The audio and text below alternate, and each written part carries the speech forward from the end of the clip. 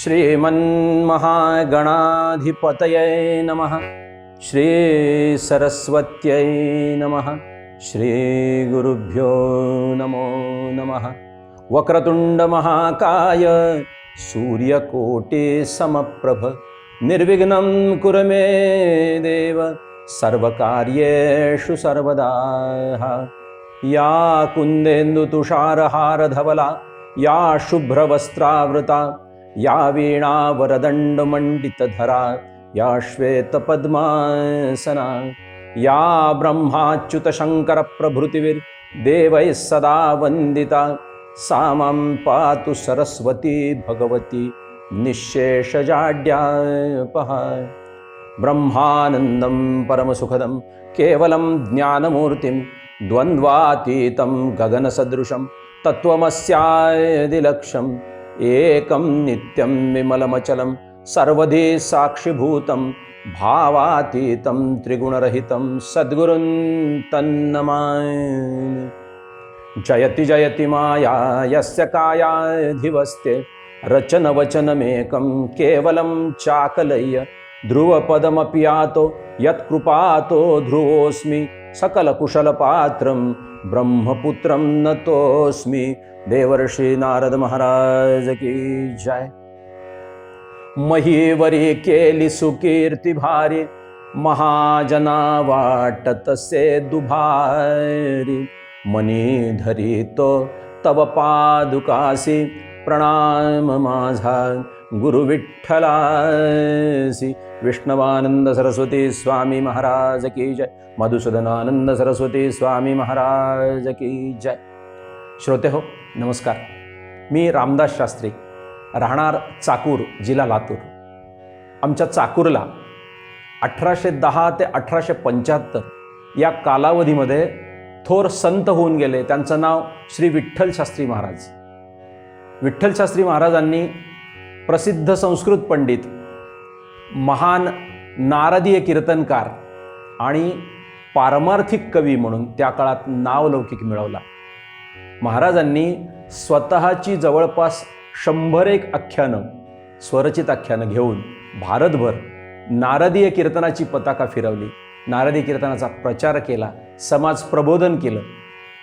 महाराजांचा जन्म ज्यावेळेस व्हायचा होता त्यांच्या पिढ्यामध्ये 12 पिढ्या पंढरपूरच्या विठोबाची भक्ती होती, पंढरपूरच्या विठोबाची वारी होती आणि त्याचा प्रसाद म्हणून विठ्ठल शास्त्री महाराजांच्या आजोबांच्या स्वप्नामध्ये एके दिवशी दृष्टांत झाला। त्यांच्या स्वप्नामध्ये एक गृहस्थ आला आणि सांगायला लागला की तुझी सून काही दिवसांतर बाळंतीण होईल, तिच्या पोटी मुलगा जन्माला येईल, त्याचं नाव विठ्ठल ठेव। तुम्ही कोण आहात असं विचारलं असता त्यांनी सांगितलं की मी पंढरपूरचा बडवा आहे। जेव्हा जेव्हा समाजामध्ये धर्माला ग्लानी यायला लागते ना, त्या धर्मसंस्थापनेकरता धर्मप्रचाराकरता भगवंत काहीतरी योजना करत असतं। आणि भगवंतानी नारदांना सांगितलं होतं की नारदा बघा काय होतंय, आणि नारदांनी आपला पार्षद पाठवला असं सगळेजण सांगतात। आणि तसंच झालं। काही दिवसानंतर विठ्ठल शास्त्री महाराजांचा जन्म झाला आणि झालेल्या दृष्टांतानुसार त्यांचं नाव विठ्ठल ठेवण्यात आलं। विठ्ठल हळूहळू मोठा व्हायला लागला, पण दुर्दैवाने वयाच्या 5व्या वर्षी त्यांचे आई वडील गेले। विठ्ठल महाराज पोरके झाले आणि आजोळी आपल्या चाकूरला आले। आपल्या आजी आजोबासोबत राहायचे। त्या चाकूरला राहत असताना माधव महाराज बनवसकर अतिशय अधिकारी पुरुष ते तिथे आले होते आणि मग सगळ्यांनी सांगितलं विठ्ठला पाया पड त्यांच्या। माधव महाराज म्हणाले अरे तुला मुद्रा देऊ का? विठ्ठल शास्त्री महाराज म्हणाले पटकन की मुद्रा नका देऊ, मला सकाळी शिळं खाण्याची सवय आहे। सगळे हसायला लागले की 5 वर्षाचा मुलगा किती छान चुणचुणीत बोलतोय। माधव महाराजांनी विचारलं कोण आहे हा? आणि मग सांगण्यात आलं की ह्याला आईवडील नाही आहेत। माधव महाराजांचं हृदय कळवळलं आणि त्यांनी पुत्रवत विठ्ठल शास्त्री महाराजांवरती प्रेम करायला सुरुवात केली। त्यांना सांगितलं ठीक आहे माझ्याकडनं तुला परवानगी आहे, तू शिळं खात जा, पण नामस्मरण करत जा, भगवंताची पूजा करत जा। आणि महाराज हळूहळू मोठे व्हायला लागले आणि माधव महाराज बनवसकरांनीच पुढे महाराजांना 7व्या वर्षी उदगीरला रघुनाथ पंडितांकडे रघुनाथ शास्त्रींकडे अध्ययनाकरता पाठवलं आणि गुरुग्रही असताना अवघ्या 9 महिन्यामध्ये महाराजांनी जे काही अध्ययन केलंय ना त्याची यादी 1.5 पान आहे हो. सगळ्या शास्त्रांचं अध्ययन केलं, सगळ्या पुराणांचं अध्ययन केलं, संपूर्ण पाणिनी व्याकरण मुखोद्गत केलं आणि रघुनाथ शास्त्रींनी सांगितलं की विठ्ठला, तुझं अध्ययन पूर्ण झालंय बेटा, तू आता जा आणि अध्यापनाचं काम सुरू कर. आपला जन्म जो असतो ना ब्राह्मणांचा, हा अध्ययन करायचं आणि अध्यापन करायचं, लोकांना ज्ञान द्यायचं. त्यामुळे विद्यादानाचं काम कर. आणि विद्यागुरूची आज्ञा म्हणून विठ्ठल शास्त्री महाराजांनी चाकूरला संस्कृत शाळा काढली आणि समाजकार्य म्हणून संस्कृत पंडित घडवायला सुरू केले. अनेक संस्कृत पंडित घडवले. या सगळ्या काळामध्ये अगदी बारकाईने माधव महाराजांचं त्यांच्यावरती लक्ष होतं. त्या काळी विठ्ठल नावाचे बरेच कवी होते. आपली वेगळी ओळख राहण्याकरता महाराजांनी चूडामणीसुत विठ्ठल असं नाव घेतलं आणि या नावाने सगळं काव्य लिहिलं. महाराजांची काव्यरचना अतिशय अप्रतिम आहे. महाराजांची आख्यानं पौराणिक कथावरती आहेत. महाराजांनी चाकूरपासून जवळ असलेल्या उदगीर गावी जाऊन रघुनाथ शास्त्री महाराजांकडनं शिक्षण घेतलं. अवघ्या 9 महिन्यामध्ये सगळ्या शास्त्रांचं शिक्षण पूर्ण झालं आणि पाणिनी व्याकरण मुखोद्गत झालं. गुरुनी सांगितलं की आता तुला पुढे शिकायची गरज नाही, तू जा आणि विद्यादानाचं काम कर. आणि महाराजांनी चाकूरला त्या काळी संस्कृत पाठशाळा काढली, अनेक संस्कृत पंडित घडवले. हे करत असताना भागवताचा अभ्यास केला आणि भागवतावरती नितांत प्रेम, भागवताचं नित्यपठन केलं आणि भागवताचा प्रचार करत गावोगाव फिरायला लागले. आणि भागवत कथा करत असताना बऱ्याच लोकांनी सांगितलं की महाराज तुम्ही कीर्तन करा. आणि मग महाराजांनी नारदी आख्यान रचायला सुरुवात केली आणि महाराजांनी वेगवेगळ्या पौराणिक कथावरती आख्यानं रचली. त्याच्यामध्ये प्रामुख्याने जर सांगायचं झालं तर सीता स्वयंवर, लवकुश आख्यान, शतमुख रावण आख्यान, अहिरावण महिरावण, सुभद्रा हरण, त्यानंतर गालव्य आख्यान, चंद्रकला आख्यान, नळदमयंती आख्यान, शकुंतला आख्यान ही महाराजांची गाजलेली आख्यानं. जवळपास 100 आख्यानं महाराजांनी रचली. 1910 साली मुंबईच्या जरा आजगावकर या लेखकाने महाराष्ट्रातील मराठी कवी असा एक ग्रंथ लिहिला. त्या ग्रंथामध्ये महाराष्ट्रातल्या जवळपास 20 थोर कवींचं चरित्र देण्यात आलंय. त्यामध्ये अनंत फंदी आहेत, वामन पंडित आहेत, मोरोपंत आहेत आणि यामध्येच विठ्ठल शास्त्री महाराजांचं चरित्र त्यांनी सांगितलेलं आहे. त्यामध्ये जरा आजगावकर सांगतात की विठ्ठल शास्त्री महाराजांनी जवळपास 2800 ग्रंथ लिहिले, पण ते साहित्य लोकांसमोर आलं नाही. महाराजांनी जो प्रचार केला त्यावेळी आणि त्यांच्या नंतर त्यांच्या शिष्यांनी मौखिक प्रचार जो केला त्यातच त्या साहित्याचा प्रचार झाला. लिखित स्वरूपात ते साहित्य जनतेसमोर आलं नाही. महाराजांनी जी ग्रंथ लिहिली त्यामध्ये वेगवेगळ्या प्रकारचे ग्रंथ होते. आख्यानं तर होतीच, पण स्फुट काव्य होतं, पदं होती, गवळणी होत्या आणि भर्तृहरीने केलेल्या नीतिशतकावरती आणि भर्तृहरीने केलेल्या शृंगार शतकावरती महाराजांनी टीका केली. मराठीमध्ये अनुवाद केला, गोडवा तसाच ठेवला. ज्या वृत्तामध्ये, शिखरणी वृत्तामध्ये भर्तृहरीने हे सगळं केलेलं आहे, त्याच शिखरणी वृत्तामध्ये महाराजांनी हे काव्य पुढे आणलं, जेणेकरून लोकांपर्यंत ते पोहोचावं, लोकांना त्याचा अर्थ कळावा. महाराजांचं काव्य खूप गहन आहे. महाराजांच्या काव्यामध्ये संत काव्य, पंत काव्य आणि तंत काव्य यांचा मिलाप आहे. महाराजांनी जवळपास 12 ते 15 वृत्तांचा वापर त्यांच्या साहित्यात केला, ज्यामध्ये प्रामुख्याने भुजंगप्रयात, वसंत तिलका, मालिनी, शिखरिणी, शालिनी, पृथ्वी, शार्दूल विक्रीडित, केकावली, आर्या, दिंडी ही वृत्त वापरली गेलेली आहेत. अगदी लीलया वापरली गेलेली आहेत. खूप गोड काव्य आहे, गहन काव्य आहे. काव्याची मजा घेणाऱ्या लोकांकरता महाराजांचं काव्य एक पर्वणी आहे. अजूनही पुण्या मुंबईमध्ये विद्यापीठांमध्ये जेव्हा मराठी साहित्य शिकवलं जातं तिथे पंतकाव्य म्हटलं की मोरोपंत, वामन पंडित, रघुनाथ पंडित यांच्या ओळीमध्ये विठ्ठल शास्त्री महाराजांचं नाव घेतलं जातं. जुने प्राध्यापक अजूनही सांगतात की पंतकाव्यामध्ये विठ्ठल शास्त्री सारखं पंतकाव्य कोणाचंही नाही. इतकं ते सुंदर काव्य आहे. नवीन पिढीसमोर हे काव्य यावं याकरता हा सगळा अट्टहास, आणि त्याकरता कीर्तन विश्वनी मला सहकार्य केलं आणि त्यामुळे हे सगळं तुमच्यासमोर येत आहे. तर कीर्तन विश्वचे पहिले खूप खूप आभार. महाराजांनी जे वेगवेगळ्या वृत्तामध्ये काव्य केलं आहे त्यातले काही उदाहरणादाखल मी तुम्हाला सांगतो की त्या काळात काय, आजसुद्धा नारदी कीर्तनामध्ये प्रामुख्याने वापरली जाणारे वृत्त म्हणजे आर्या.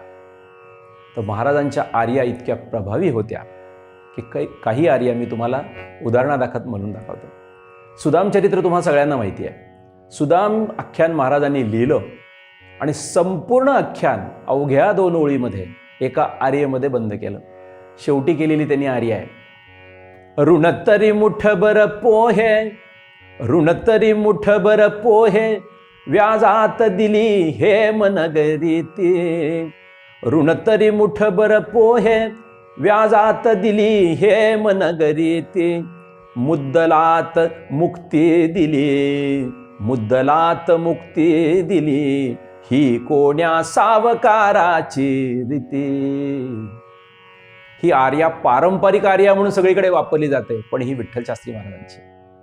त्याच्यानंतर गालव आख्यानामध्ये गालव मुनीची ओळख सांगताना महाराज सांगतात, गालव मुनी जव नामा कृतकर्मा धृत मुदते विष्णुपदे.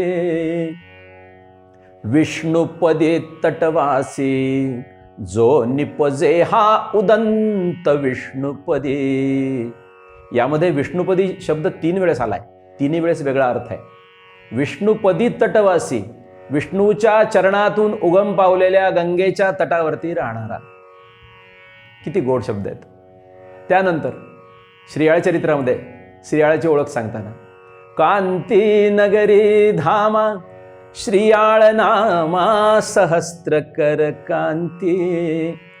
कांती तत्पर कांता चंद्रगुणा पुत्र तारी नर कांती. कांती शब्द 4 वेळेस आलाय, प्रत्येक वेळेस वेगळा अर्थ आहे.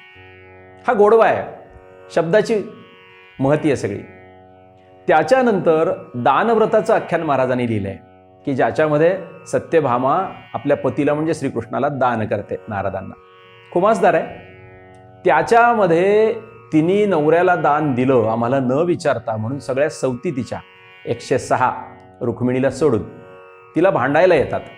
त्यांचं भांडण चालू असतं तेवढ्यात देवकी माता तिथे येतात. आता देवकी माता शांत स्वरूपाच्या, पण तिथे त्या ज्या आल्या आहेत त्या सासू म्हणून आल्यात ना, आणि भामेचं चुकलंय. सुनेचं चुकल्यानंतर सासू तिला रागावते, शिव्या देते. साहित्याची गंमत अशी आहे, महाराजांनी देवकीनी दिलेल्या शिव्या सुद्धा एका आर्येत घेतल्या.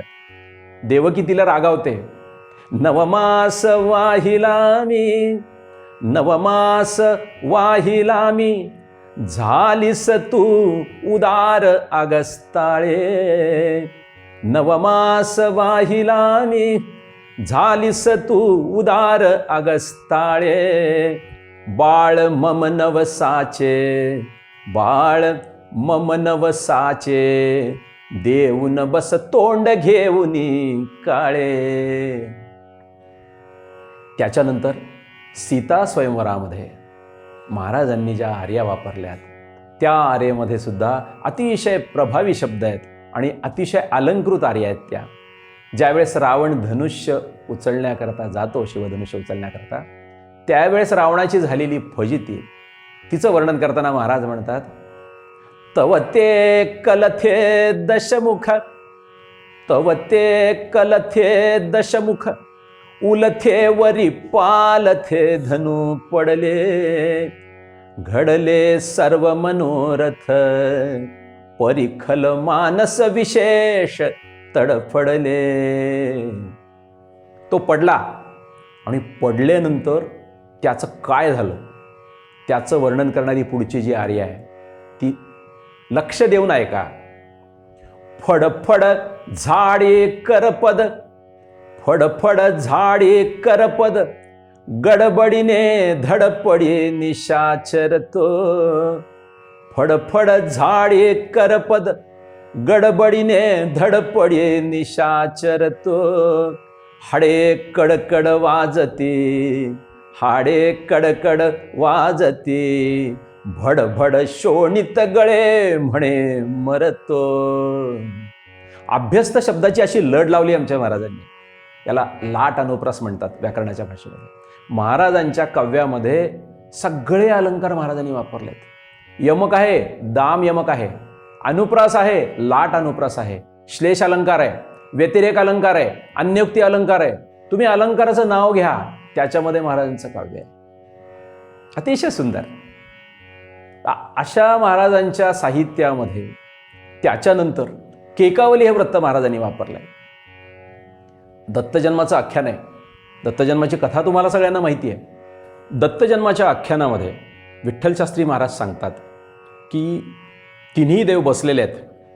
त्यांच्या डाव्या बाजूला तिन्ही देवाच्या पत्नी बसलेल्या आहेत. देवांमध्ये विशेष चर्चा चालू आहे आणि पत्नी आपापसात चर्चा करत आहेत आणि नारद तिथे गेलेत. त्या प्रसंगावरती महाराजांनी केलेली केकावली. सुरत्रितय संसदी मुनिवदे कथा सारती, सदार हरमापती विधी ऐकती भारती. अनेक ही पतिव्रता निरखल्या न त्या पासुला, तथापि कपिल स्वसा चरण जानम पासुला. केकावली वृत्त तर आहे, पण यामध्ये तत्सम शब्द किती सुंदर वापरलेत. कपिल स्वसा. स्वसा म्हणजे बहीण. संस्कृतातून जशाला तसा आलेला शब्द आहे. कपिल मुनीची बहीण म्हणजे अनुसया. त्याच्यानंतर याच आख्यानामध्ये तिन्ही देव अनुसयेच्या घरी जातात, भिक्षा मागतात. ती विचारते काय पाहिजे, ते सांगतात दुपारची वेळ आम्हाला भूक लागली. ती पाक सिद्ध करते, तिघांना पात्र वाढते, तिघही पात्रावरती बसतात. पात्रावर बसल्यानंतर ब्रह्मदेव म्हणतात महादेवाला, आपण काय जेवायला आलोय का इथे, बघा काहीतरी. तिथे महाराजांनी आर्या वापरली. समर्पण ही हो तसे विविध अन्न पात्रांतरी, उठे तैच कल्पना हरिहरादि गात्रांतरी. दिगंबरपणेच दे भिक आम्हा तसे मस्करी, सती सकळ जाणती आठवली सुरा मस्करी. मस्करी माझ्या हाती आणि मस्करी म्हणजे थट्टा. शब्दांचा खेळ आहे सगळा. अतिशय उच्च कोटीचं काव्य आहे. केकावली वृत्त, आर्या वृत्त, कुठलंही वृत्त घ्या, त्या वृत्तामध्ये अगदी छानपैकी महाराजांनी मांडणी केलेली आहे. असं महाराजांचं गहन काव्य. मी आत्ता आपल्याला म्हणालो की महाराजांच्या काव्यामध्ये मुख्यत्वे संत काव्य, पंत काव्य आणि तंत काव्य याचा त्रिवेणी संगम आहे. संत काव्य तुम्हाला माहिती आहे की ज्यामध्ये भक्तिरसांनी ओथंबलेलं काव्य असतं. अभंग, ओवी, श्लोक हे संत काव्यात येतात. तर उदाहरणादाखल महाराजांचं संत काव्य तुम्हाला कसं आहे कळण्याकरता महाराजांचे काही अभंग मी आपल्याला सांगतो. पहिला अभंग आहे निगम वंद्याय निगमाधारा, निगम वंद्याय निगमाधारा, आगम रूपा आगमाचारा, आगम रूपा आगमाचारा, निगमागम पारंगत सारा, सगुण चरिता शुभचारा, सगुण चरिता शुभचारा, निगमवंद्याय निगमाधारा. प्रियारमणी असता अब्जा, प्रियारमणी असता अब्जा, प्रियावरिले दासी कुब्जा, प्रियावरिले दासी कुब्जा, बल्ल शिशु जीववे नयनाब्जा, बल्ल शिशु जीववे नयनाब्जा. सांगत नेणत सारा, सांगत नेणत सारा, निगम वंद्याय निगमाधारा, निगम वंद्याय निगमाधारा. सभासद नातुर पांचाळी, सभासद नातुर पांचाळी, वस्त्रदाना करी पांचाळी, वस्त्रदाना करी पांचाळी, करुणाजल धरवनमाळे, करुणाजल धरवनमाळे, चूडामणी चूडामणी सुतहारा, निगमवंद्या निगमा धारा, निगम वंद्या निगमा धारा, निगमा धारा, निगमा धारा. या अभंगामध्ये महाराजांनी पूर्ण ब्रह्माचं वर्णन केलं आहे. पूर्ण ब्रह्म वेदालाही कळालं नाही, शास्त्रालाही कळालं नाही, पुराणालाही कळालं नाही, पण त्याचं गुणगान करावं असं शास्त्र सांगतं. आणि हे पूर्ण ब्रह्म ज्यावेळी सगुण रूपाने अवतरलं नंदाच्या घरी, त्यावेळी त्यांनी काय लीला केल्या याचं वर्णन महाराजांनी उदाहरण या अभंगात केलंय. शब्द किती प्रभावित बघा. निगमवंद्या, निगम म्हणजे वेद, वेदानी ज्याला वंदन केलंय आणि वेदाचा जो आधार आहे असा तो. आगम रूपा आगमाचारा, की ज्याचं रूप कसं आहे, शास्त्रोक्त रूप आहे. शास्त्रोक्त रूप म्हणजे ज्याच्याकडे डावं उजवं नाही असा. आणि आगमाचारा, जो शास्त्राप्रमाणे चालतो, नवे नवे ज्याच्या चालण्याप्रमाणे शास्त्र ठरतं असा तो. आणि असा पूर्ण ब्रह्माचा अवतार ज्यावेळी नंदाच्या घरी आला त्यावेळी त्यांनी काय काय केलं. प्रिया रमणी असता अब्जा, महाराजांचे शब्द बघा. आपण लक्ष्मीला पद्मा म्हणतो का, कमळात उभी राहिलेली, पद्म पद्मा. तसं अब्जा, अब म्हणजे पाणी, पाण्यातून जन्मलेल्या कमळामध्ये उभी असलेली अब्जा. किती गोड शब्द आहेत. आणि शेवटी महाराजांनी द्रौपदी वस्त्रांचा प्रसंग सांगितला की सभासद नातुर पांचाळी, वस्त्रदाना करी पांचाळी. पांचाळी शब्दावरती श्लेष केलाय. गोड शब्द आहेत, भक्तिरस तेवढाच आहे, अप्रतिम अभंग आहे. यानंतर दुसरा अभंग. दयाळा धावत्वरेने दासासी होई उदार, दयाळा धावत्वरेने दासासी होई उदार. प्रल्हादाच्या संकट काळी, प्रल्हादाच्या संकट काळी स्तंभाचा केला विदार, स्तंभाचा केला विदार. दयाळा धावत्वरेने दासासी होई उदार. गणिका अजामिळ नक्र गजेंद्रा, गणिका अजामिळ नक्र गजेंद्रा, तारिली पांडवदार, तारिली पांडवदार. दयाळा धावत्वरेने, धावत्वरेने दासासी होई उदार. आत्मपंगाजी चूडामणी जा, आत्मपंगाजी चूडामणी जा, सेवितो आपले दार, सेवित वापिले दार. दयाळा धावत्वरेने, धावत्वरेने, धावत्वरेने दासासी होई उदार. अभंगामध्ये भक्तिरस पाहिजे, आर्तता पाहिजे. तितक्या आर्ततेने महाराजांनी हाक घातली आहे आणि उदाहरणं दिली आहेत की प्रल्हादाच्या वेळी कसा आला तू.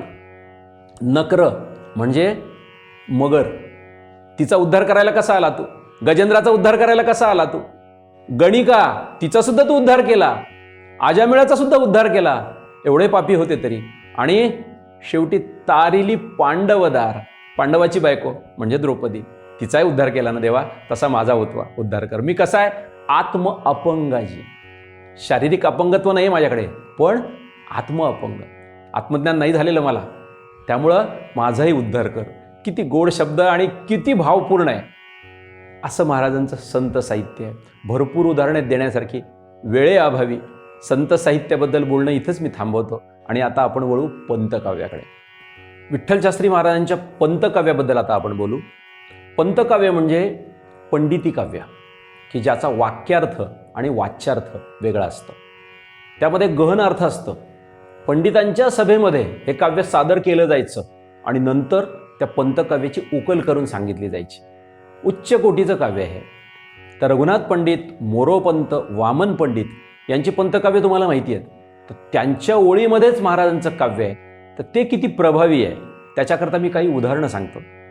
की महाराजांच्या सीता स्वयंवर आख्यानामध्ये ज्यावेळी सगळे राजे अपयशी होतात तेव्हा आणि रावणाची फजिती होते, तेव्हा विश्वामित्र सांगतात की रामा आता उठ. आणि तिथे महाराजांनी आमच्या पद वापरलंय. ते पद मी आधी तुम्हाला म्हणून दाखवतो. उठी रामा मेघश्यामा, तव रामा वाट पाहती, तव रामा वाट पाहती, जनकाते कुल सुख देये, जनकासी तोष मिळावा, जनकाते तोष मिळावा, जनकासी कुल सुख देये, जनकाते वाईट म्हणते, जन जनका हे यश घेये, सज्जनका खेद समुद्री, बुडवावे जानके नेये, बुडवावे जानके नेये. दशमुख विमुखची होतो, दशमुख विमुखची होतो, सुर मुनिजन जान सहाते, सुर मुनिजन जान सहाते, तव रामा वाट पाहते. आणि ज्यावेळेस ही आज्ञा झाली त्यावेळेस प्रभू रामचंद्र उठले आणि मग महाराजांनी वर्णन केले.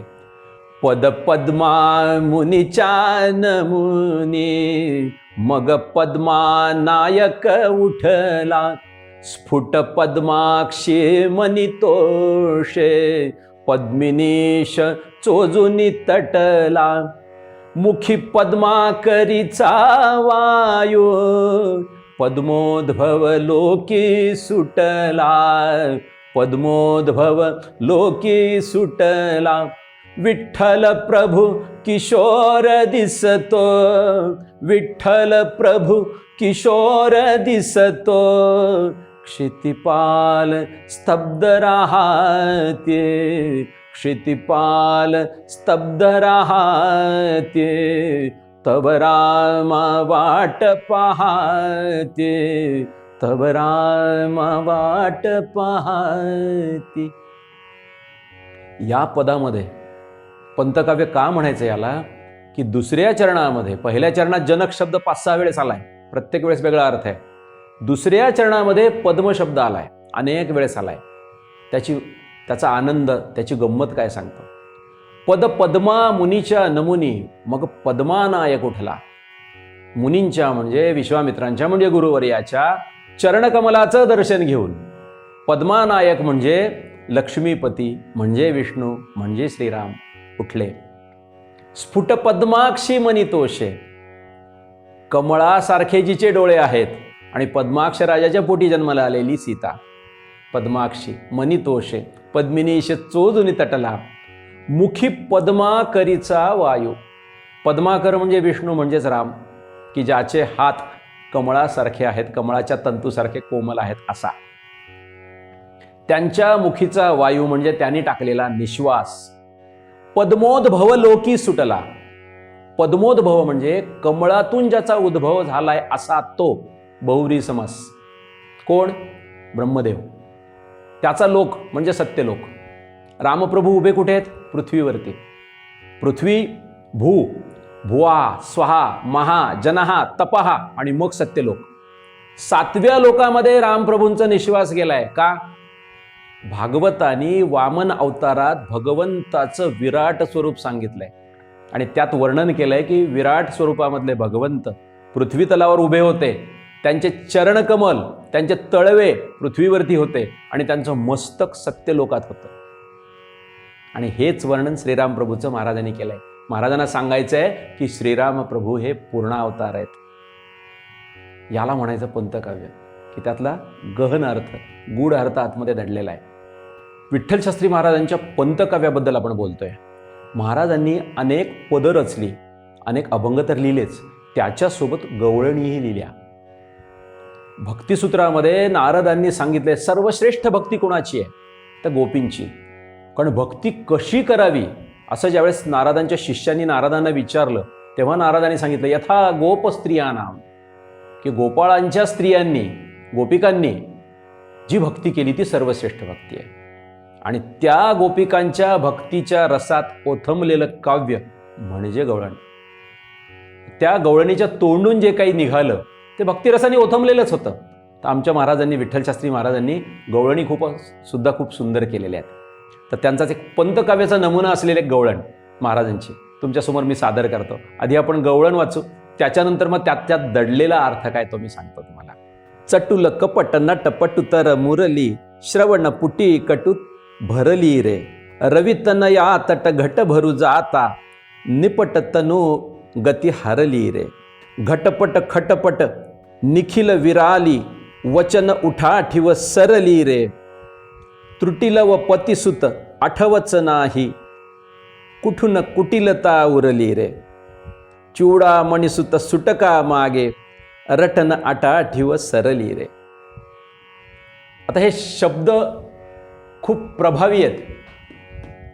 असे ऐकल्यानंतर आपल्याला काहीच कळत नाही, पण मी मघाशी म्हणालो तसा लाट, अनुप्रास, अशा समुद्रावरती लाटा उठतात ना, तशा शब्दांच्या लाटा, चटुल कटू बहु, असं अगदी ते तरंग उमटले पाहिजेत तसे शब्द वापरून महाराजांनी, प्रभावी शब्द आहेत. आपल्याला वाटतं र लाटण ट लाट असं नाही येते.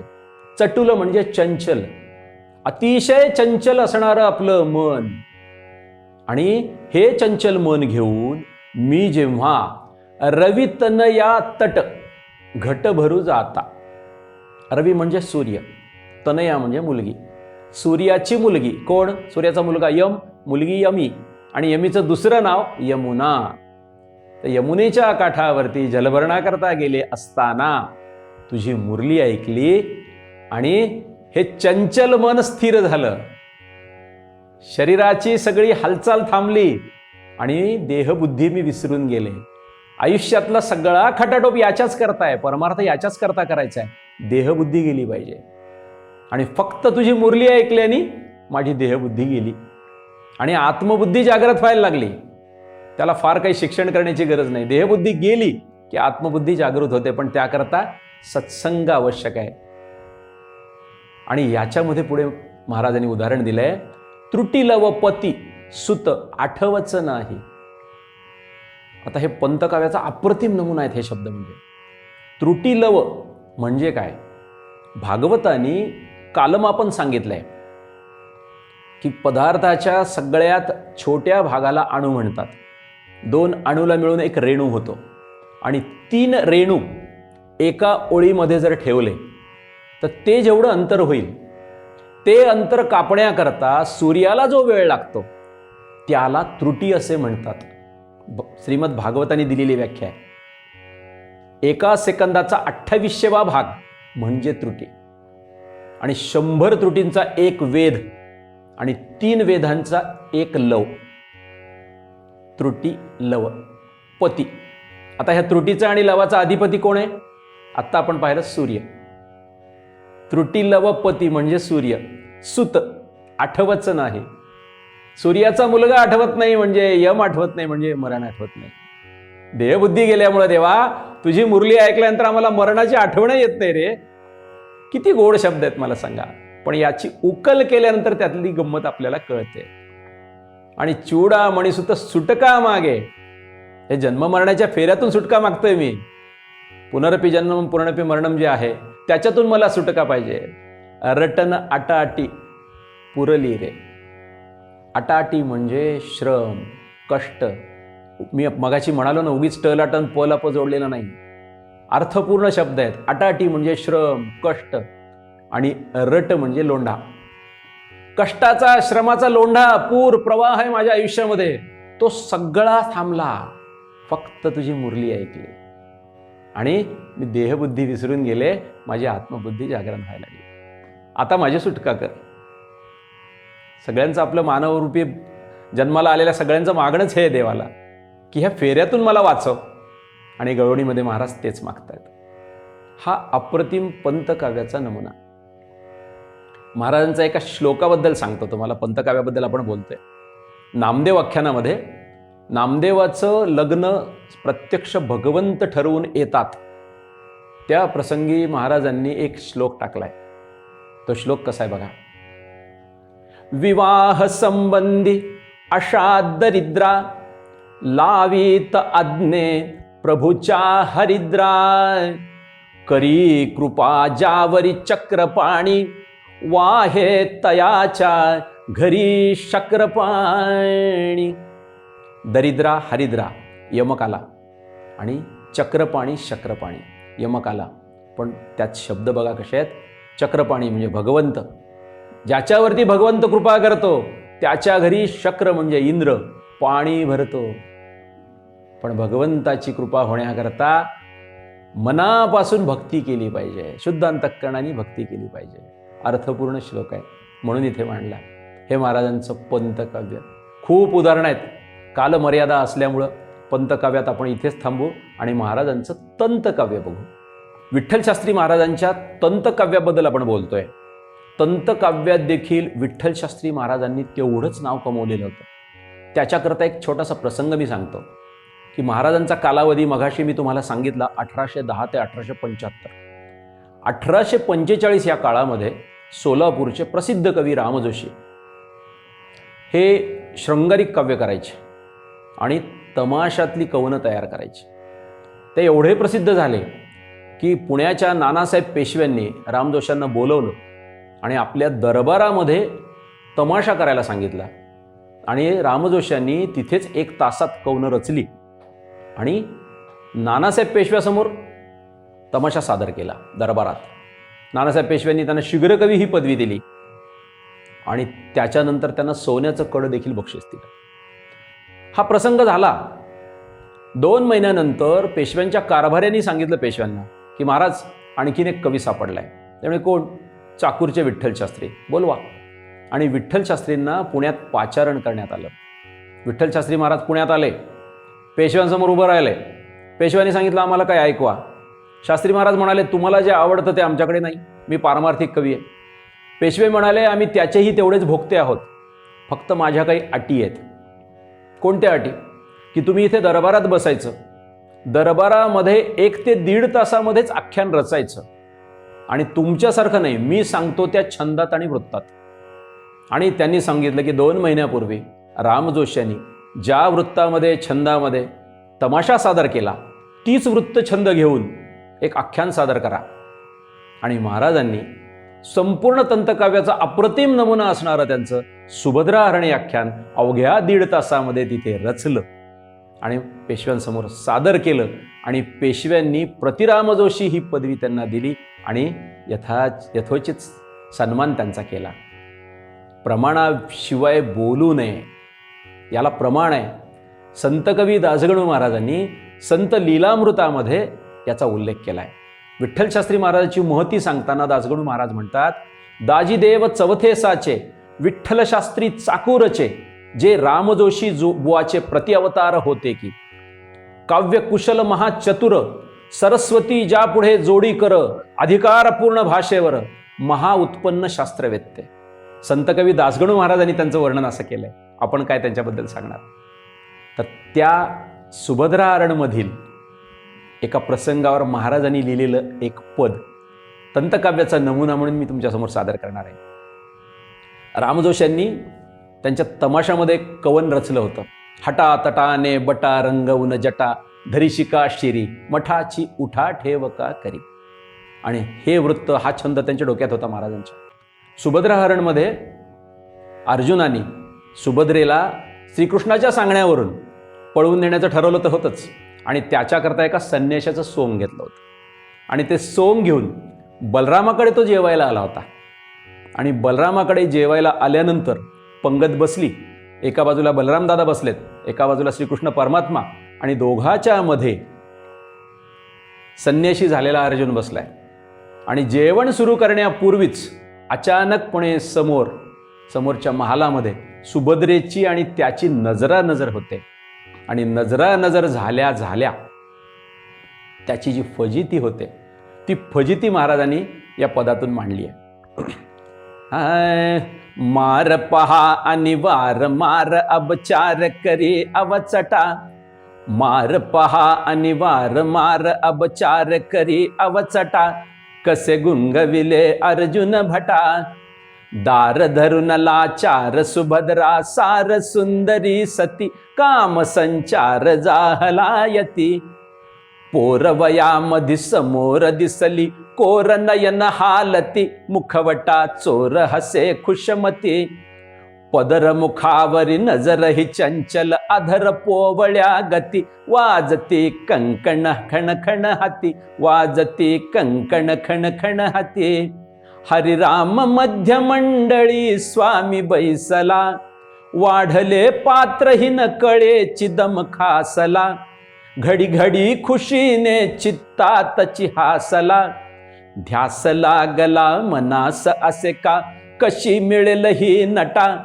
कसे गुंगविले अर्जुन भटा, घास घ्यावया उदास यती, उच्छ्वास टाकी घडी घडी, मुखी नारायण वदतो गडी, भात कालवित हात चाचरे, खात घृतासह वडी, पोळीवर माखून ठेविली कढी, खीर कालवित नीर घालुनी, चिरीव लिंबू तातडी, त्यावरी कोशिंबीर ही वडी, शिखरणामध्ये कुस्करिला सगळा वडा, सारात फेणी बुडविली पहा गावडा, आमटीत घातला घीवर साखर खडा, मनी सुभद्रा मुद्रा ठसली, क्षुद्रावृत्ती नटा, कसे गुंगविले अर्जुन भटा, कसे गुंगविले अर्जुन भटा.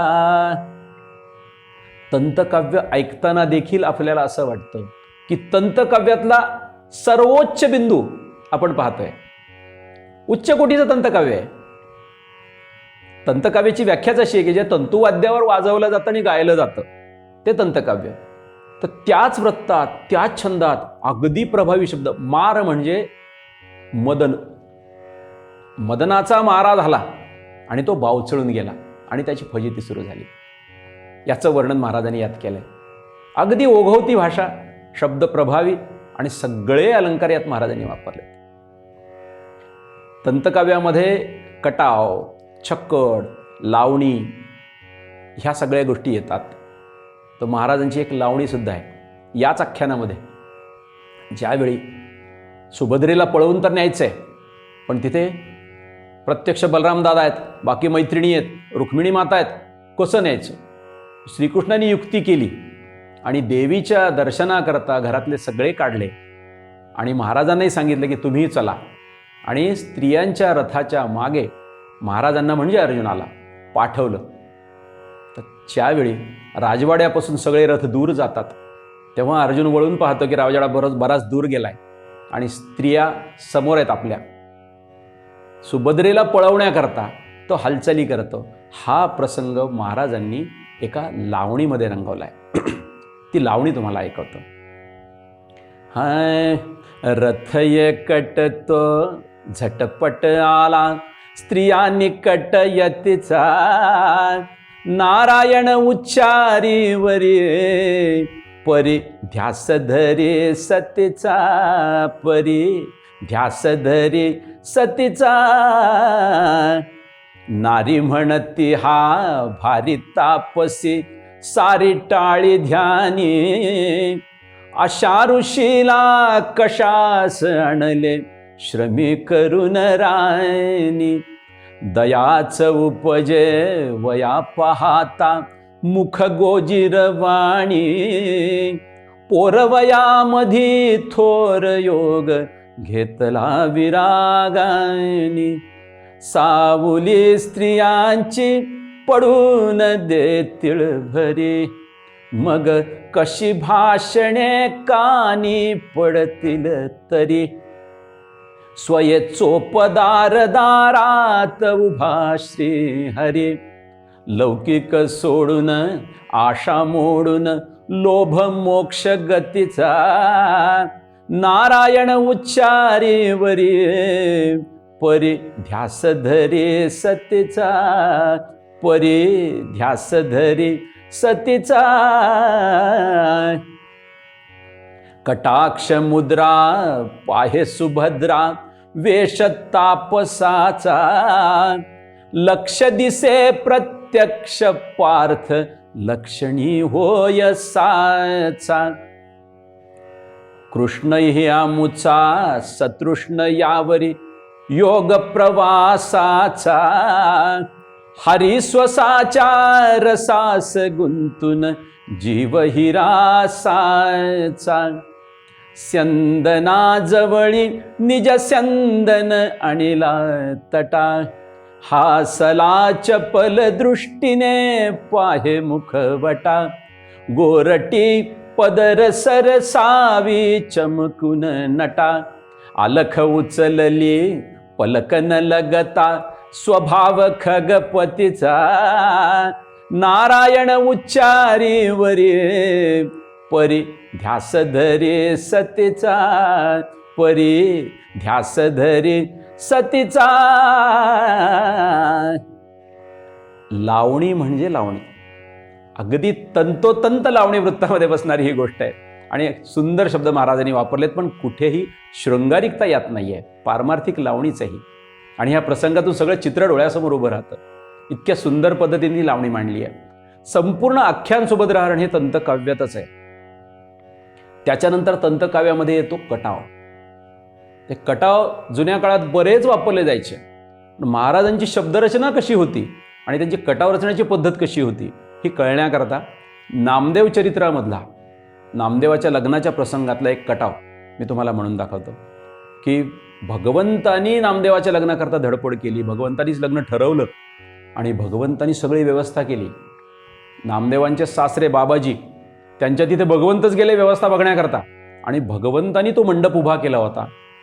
तो मंडप कसा होता हे सांगत असताना महाराजांनी कटावातून ते वर्णन केलंय. नामदेव चरित्रातला तो कटाव असा आहे.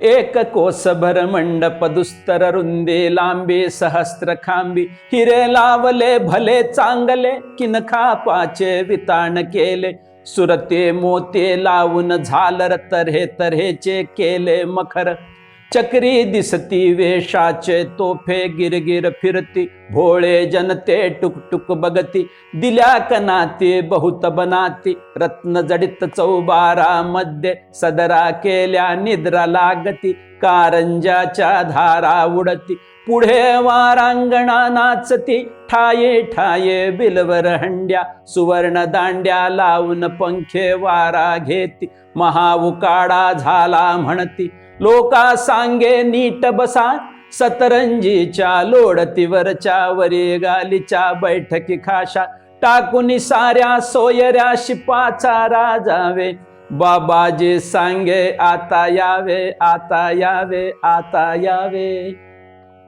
हा कटाव कुठल्याही काव्य प्रकारामध्ये तितक्याच प्रभावीपणे महाराजांनी साहित्याची मांडणी केली आहे.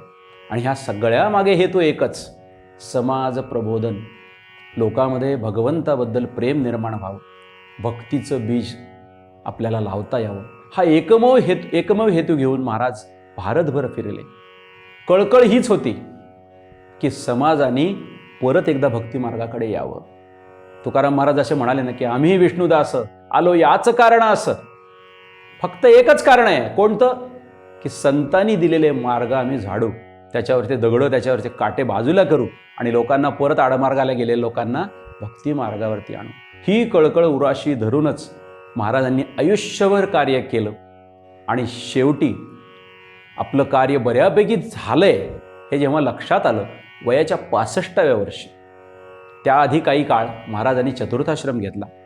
कारण शेवटी लोकांचा उद्धार करत असताना स्वतःचाही उद्धार व्हावा असं वाटतं, त्याकरता त्यांनी संन्यस्त धर्म स्वीकारला आणि विष्णवानंद सरस्वती स्वामी महाराज ही उपाधी घेतली.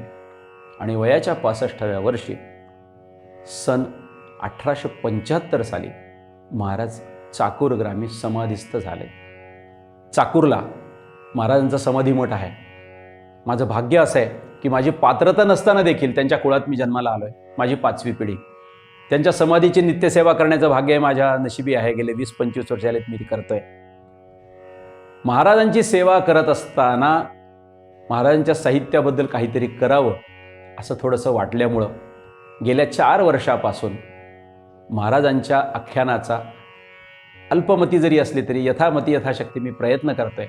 कारण आमचं दुर्दैव असं आहे की गेल्या 75 वर्षापासून महाराजांची आख्यानं कुठे लावली जात नाहीत. लोकांना त्यांचं साहित्य माहिती नाही. महाराजांची आख्यान लावणारे जे महाराजांचे शिष्य होते ते संपले. मौखिक प्रचार थांबला आणि ते काव्य तसंच पडून राहिलं. आमच्या दुर्दैवाने ते प्रकाशित झालं नाही. आमच्या शास्त्री मंडळींनी, माझ्या काकांनी, माझ्या वडिलांनी काही वह्या लिहून ठेवल्यात. त्यांच्या हस्तलिखित वह्या घेऊन त्या वह्यातल्या आख्यानांचा अभ्यास करून काही आख्यानं मी तयार केली आणि महाराष्ट्रभर महाराजांच्या साहित्याचा प्रचार व्हावा या हेतूने महाराजांची कीर्तनं, महाराजांची आख्यानं घेऊन महाराष्ट्रभर मी फिरतोय. वेगवेगळ्या संस्थानांमध्ये मी ही कीर्तनं सादर करतोय. त्याच्या अंतर्गत पंढरपूरला पांडुरंगासमोर माझं कीर्तन झालं, नवरात्रामध्ये रुक्मिणीसमोर माझं कीर्तन झालं, शिर्डीला साईबाबांसमोर माझं कीर्तन झालं, गोंदवल्याला माझी सेवा झाली. मुख्य म्हणजे पुण्यात सदाशिव पेठेतल्या नारद मंदिरात माझी सेवा झाली. अनेक ठिकाणी लोक बोलवतात, लोकांना त्यांचं साहित्य आवडतंय. सगळ्यात मोठी गोष्ट म्हणजे कीर्तन विश्वसारख्या नारदीय कीर्तनाला पाठिंबा देणाऱ्या खूप मोठ्या संस्थांनी माझी दखल घेतली. एक छोट्या खेड्यातला मी माणूस, माझी दखल घेऊन त्यांनी माझ्या 3 कीर्तनांची शूटिंग घेतली. ती कीर्तनं लवकरच प्रदर्शित होतील आणि आज त्यांच्याच कृपेने, त्यांच्याच सहकार्याने महाराजांच्या साहित्याबद्दल तुमच्यासमोर बोलण्याचा योग आलाय. तर महाराजांचं हे लाख मोलाचं साहित्य, जे 52 कशी सोनं आहे, मराठी साहित्याला संजीवनी देणारी गोष्ट आहे. तर हे साहित्य समाजासमोर यावं ही जी माझी कळकळ आहे, त्याच्या अंतर्गत येत्या मार्गशीर्ष महिन्यामध्ये आपण महाराजांच्या काव्याचा प्रकाशन सोहळा चाकूर येथे अगदी दणदणीत करत आहोत. त्याच्या आधी त्यांचं साहित्य संकलन चालू आहे. त्या साहित्यावरती मला जमेल तसं निरूपण लिहिणं चालू आहे. औचित्य असं आहे की कार्तिक शुद्ध षष्टीला येणाऱ्या महाराजांच्या समाधीला 150 वर्ष पूर्ण होत आहेत. 191व्या वर्षामध्ये महाराज समाधीस्थ झाले, ते वर्ष 151 येत आहे. तर ते औचित्य साधून आपण प्रकाशन सोहळा ठेवतोय. हा सगळा उपद्व्याप आपण का करतोय?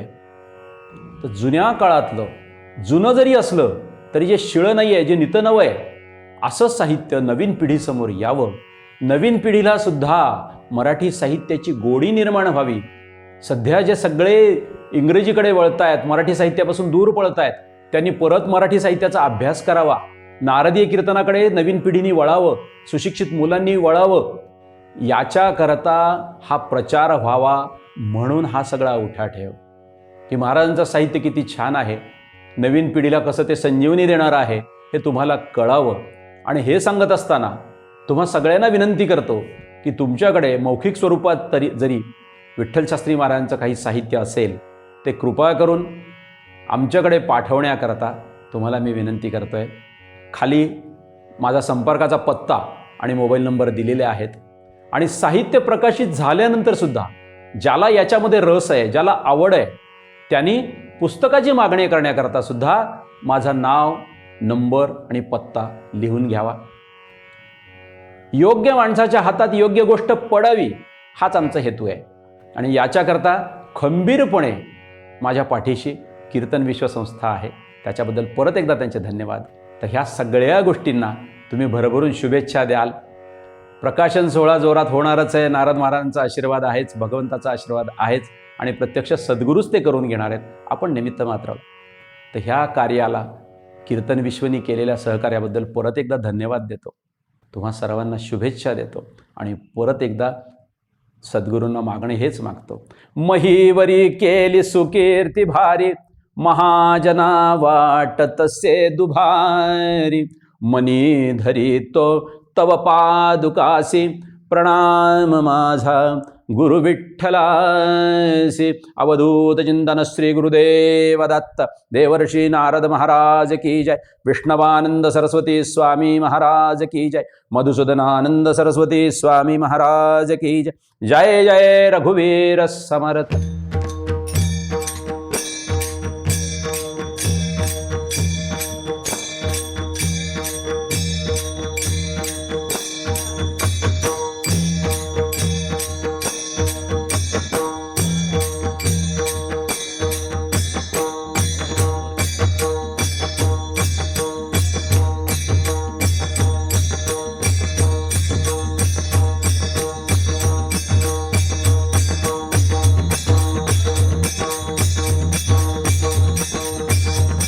आहे.